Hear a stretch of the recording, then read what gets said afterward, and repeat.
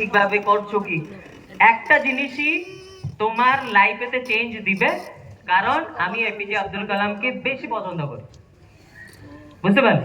তো এক হ্যাবিট তোমাকে চেঞ্জ করতে হবে, ওয়ান হ্যাবিট। এই হ্যাবিট আমি জানি না, তোমার সিনিয়রও জানে না তোমার ভিতরে কি কি হ্যাবিট আছে, যে হ্যাবিটটা তোমাকে আটকিয়ে রেখেছে আগে না বাড়ানোর জন্য। ক্লিয়ার?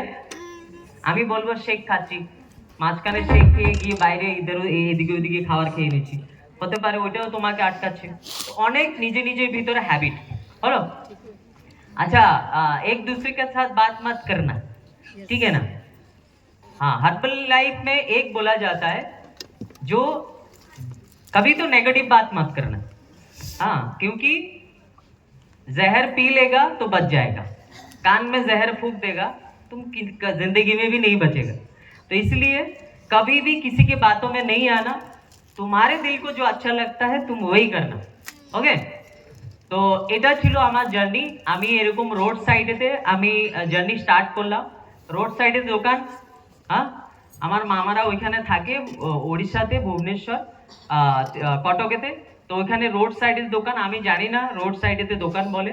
আমি ওইখানে গেলাম, ওই সময় সব সময় ওরা যখন বাড়িতে আসতো, শহরের থেকে যখন বাড়িতে আসতো, তখন না ওই ভালো ভালো শ্যাম্পু, ভালো ভালো ড্রেস পরে আসতো। আমি ভাবছিলাম যে বিদেশে গেলে